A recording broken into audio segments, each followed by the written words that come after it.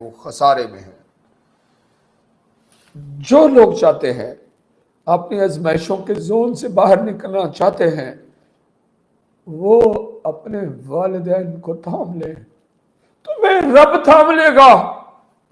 اگر تم لوگوں نے، اگر آپ لوگوں نے مشکل وقت میں والدین کو نہ تھام، اگر آپ لوگوں نے مشکل وقت میں والدین کو تھاما اور اس کے بدلے میں آپ کو رب نے نہ تھاما، تو مجھے پکڑ لینا، اگر مجھے پکڑ لینا۔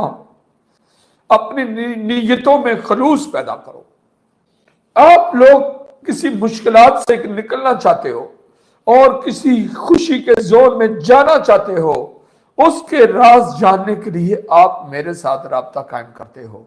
میں نے آپ لوگوں کو دنیا کا سب سے بڑا نسخہ بتا دیا ہے۔ اگر آپ نے یہ پا لیا، آپ نے ساری خیر پا لی۔ اگر آپ نے یہ مس کر دیا، آپ خسارہ پانے والوں میں سے ہوں گے ساری زندگی۔ رسول پاک صلی اللہ علیہ وسلم دیکھو، لا ينطق عن الہوا، لا ينطق عن الہوا ان ہوا الا وحی یوحی۔ وہ اپنی مرضی سے کوئی بات نہیں کرتے ہیں، وہ جو کہتے ہیں اپنے ہونٹوں کی جنبش کو اپنے رب کے ساتھ وہ اٹیچ ہے۔ نبی کی زبان مبارک کی جنبش اپنے رب کی مرضی اور مشیت اور اس کے قول کے ساتھ اور اس کے حکم کے ساتھ اٹیچ ہے۔ رسول اللہ کو کیوں کہنا پڑا؟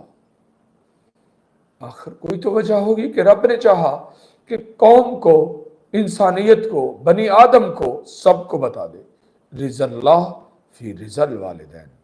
اگر والدین راضی ہیں تو رب راضی ہے، اگر والدین ناراض ہیں تو رب بھی ناراض ہے۔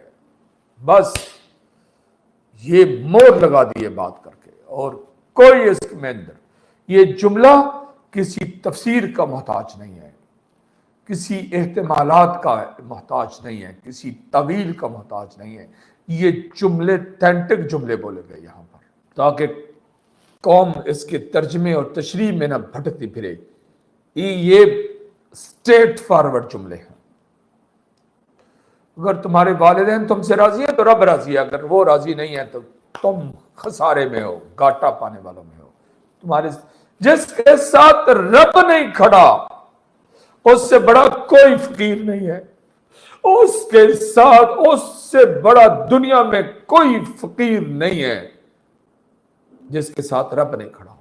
اور جس کے ساتھ رب کھڑا ہے وہ ساری دنیا سے پنگا لے لے بے شک، اور ساری دنیا کے ساتھ جس کے ساتھ چاہے وہ، کون اس کو فتح کرے گا؟